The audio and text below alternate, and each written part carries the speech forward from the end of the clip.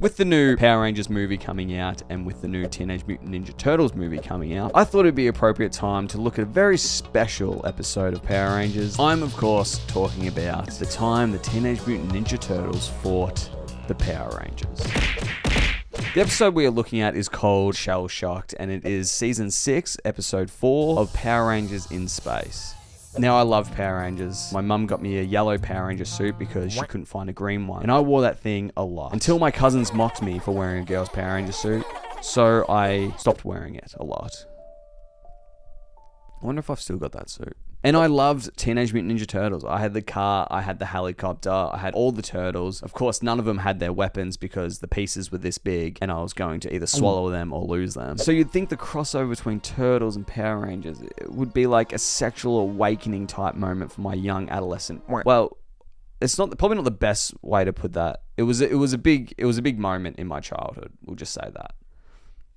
I don't want to have sex with Turtles or Power Rangers. I didn't stuff my yellow Power Ranger suit so it had a bit of definition in it, and then I'd have sex. I didn't do that. So the episode starts off with a recap in what happened in last episode. Of course, that's what a recap means. And this recap explains Power Rangers beat the evil baddie witch chick, and she needs some help. So she calls in some friends. And of course, those friends are the Teenage Mutant Ninja Turtles. Let's pause it right here. Anyone see a problem with this image? Why are there 5 Ninja Turtles? There's always been 4. Leo, Donnie, Raph, Michelangelo. Who is this? Is this another Leonardo? If you're going to add a 5th Ninja Turtle, I was supported. I'm like, more the merrier. I love my turtles. At least give them a different color. You're coming into a group as an outsider and you decide to dress exactly the same as the leader of the group. That's like if Rudolf Hess, Hitler's right-hand man, showed up to the first Nazi party with a little poo mustache. It's just going to naturally cause some tension. And that just takes balls. And I know for a fact that this Ninja Turtle doesn't have any balls. With further investigation, I found out that the 5th member of the Teenage Mutant Ninja Turtle crew is a female turtle named Venus de Milo. Basically what happened was Splinter, when he picked up the 4 other turtles that they were covered in ooze and that, he just left the 5th one on the side of the road. And Venus somehow made her way down to Chinatown where a martial artist picked her up and taught her how to be ninja. Very lucky. Imagine if she went down to Chinatown and then a barber picked her up. It'd be the Teenage Mutant Ninja Turtles and the fucking hairdresser one. So what I got from that small research is 2 things. Splinter is a sexist rat for leaving her in the gutter, and Venus de Milo was received very poorly from the fans and got a lot of hate. So with that turtle-looking elephant in the room addressed, let's get on with the episode. The evil witch who summoned the Ninja Turtles introduces herself, and Michelangelo wastes no time. Astronomer, the princess of evil? And a very hot princess. Back in line, reptile! She explains she wants the Teenage Mutant Ninja Turtles to fight the Power Rangers. And Raphael steps forward, kicks the fuck out of that nightmare, and says, "The Power Rangers are just pretend, comic book." So I'm kind of shocked they don't believe in the Power Rangers. I'm pretty sure in one of those live action episodes, they go to see a cosmic talking dragon. Is it that hard to believe there's also Power Rangers running around? You work for me. I don't want to be a plot hole guy, but I will. Why doesn't she just brainwash the Power Rangers and get them to fucking jump off a cliff? We fade into the intro music of Power Rangers in Space, and this might be the best Power Rangers music ever.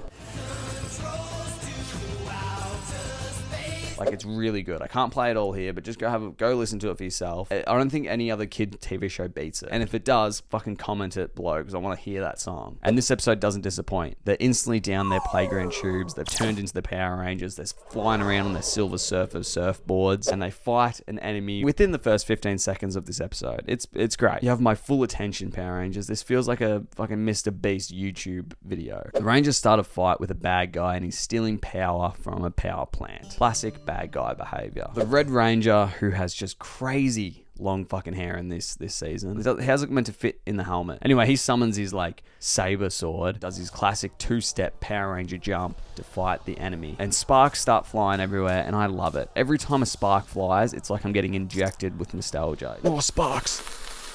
Yes.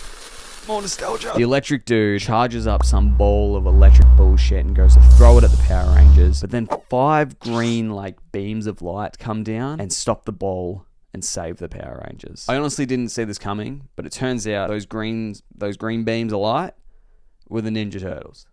I thought that the Teenage Mutant Ninja Turtles were going to fight the Power Rangers. not save them. This episode just got what we call in the business interesting. Mikey, fastball. He scored.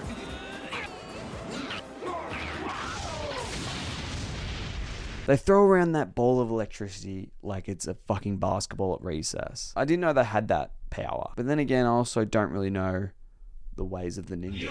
The Turtles and the Power Rangers get chatting, but the Red Ranger isn't really sure about the situation. He's more of an outsider than Venus, and he just doesn't think the Turtles can be trusted. The rest of the team basically tell the Red Ranger to get fucked, and they invite the Turtles up onto their spaceship so they can give them a lift back to the old Big Apple. Now, I've always thought that the Power Rangers was more of a communist group. You know, the leader being the Red Ranger, and if he says that the giant turtles aren't to be trusted, then that's how it goes. I believe in the Fuhrer. The turtles are aboard the Power Ranger spaceship, and Donnie, the nerd turtle, is having a nerdgasm about all the big words with Astro in front of it, and the other turtles are asking a lot of questions about the ship. I hate to make the comparison, but, you know, a few colors on a spaceship, a few people also acting sus, someone just sabotaged the computer mainframe, and I'm pretty sure Yellow just saw Orange venting by communications. The Red Ranger catches the turtles in the act, and they are messing with the computer mainframe, and they begin to fight. And this is like watching your parents fight. You know, no kid should see it, but if you don't pick the right side, you're probably going to be sad till you're about 18. The turtles have now taken over the spaceship, and they teleport the evil witch and her goons onto the ship. We cut to where 4 out of the 5 Power Rangers are tied up, and the camera sort of slowly pans over, and we see that the 5th Ranger, the Red Ranger, doing some like force telekinesis powers on a pair of pliers. I didn't know he could do this. I didn't know he had this sort of ability, and I'm pretty sure it's that overpowered and that insanely strong that we're never going to see him do it again this episode. It's almost like that Force run in Star Wars, you know, the Phantom Menace. We know they have that ability, but we never see it because it's too overpowered. The Red Ranger cuts them free. They all run to the fucking cosmic slides and then get away on the space shuttle. There's no Power Ranger suit up sequence. They just slide in the slide and become the Power Rangers. I want to see, you know, some crazy like pterodactyl form, you know what I mean? But we don't see that. It's actually quite sad. The Teenage Mutant Ninja Turtles and the Evil Witch chase after the Power Rangers in a little shuttle, and they get taken into like a polarizing magnetic field, whatever the fuck that is, and it jams all their systems and everything, but it also unscrambles the turtles' brains and makes them good again. Relieves them of their fucking curse. The turtles turn to fight the evil witch, but she teleports away. And before she teleports away, she tells the computer to self-destruct. Deca, self-destruct the megaship. That's not good. We cut to the Power Rangers, and they look like they're fighting on the moon, and they're fighting all like the evil witch and her goons and stuff. And then we cut back to the turtles, and they aren't acting ninja at all. They're freaking out. They're not calm and focused. They're acting anxious and panicked. So then Venus does something that I didn't know she could do. She touches Donnie on the shoulder and calms him down. He makes the right decision, saves the day, stops the fucking ship from self-destructing, thank God, because then everyone would have died. Look, I'm going to say it. Good thing Venus was there to calm everyone down. If she wasn't there, then the turtles would have died and we would have had no Ninja Turtles. So we should be thankful that Venus was there to calm everyone down, so then we get turtles at the end of the day. Imagine if she wasn't there, you know? Imagine if there was only the 4 of them. They would have all died. So some turtles are better than no turtles. Haters, hear that? And now for the main event. The thing my little child brain was screaming for all these years. The Power Rangers and the Turtles fighting together on the moon of all places, defeating some bad guys. This is a bigger crossover than Batman and Scooby-Doo, or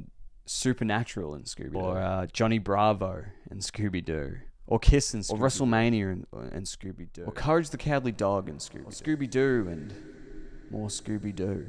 Have the Power Rangers and the Turtles ever crossed over Scooby-Doo? So we get some epic moments. You know, the Power Rangers and the Ninja Turtles are working together. The witch teleports away because she just can't handle that much ninja or that much ranger. And that's the end of the episode. Leave a like if you liked the video. Subscribe if you enjoyed me.